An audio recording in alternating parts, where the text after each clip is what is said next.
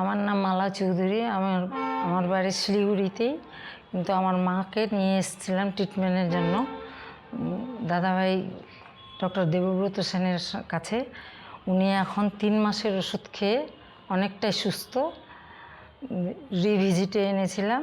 বাতে ব্যথা ছিল, গ্যাসের প্রবলেম ছিল, আর গায়ে অ্যালার্জি ছিল। এখন বাতে ব্যথা অনেকটাই কম, আগের থেকে অনেক সুস্থ। গ্যাসেরও সমস্যা কমে গেছে, আর অ্যালার্জি তো একেবারেই নেই। ওজন আগে ছিল 53 কেজি, এখন 47 কেজি ওজন। 3 মাসের ওষুধে অনেকটাই ওজন কমে গেছে, 13 কেজি ওজন কমছে। গ্যাস অম্বলের প্রবলেম অনেক অনেক অনেক কম। আগে যে তুলনায় অ্যাসিডিটি হতো, খেলে পরেই অ্যাসিডিটি, এখন সেটা আর নেই। ওটা র্যাশের প্রবলেম ছিল, ওটাও কমে গেছে এখন।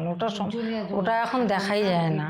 আগে খাবো বুক জ্বলে যাবে না, এটা নাই বাবা, আমার আশীর্বাদ। হ্যাঁ, এখন অনেক সুস্থ।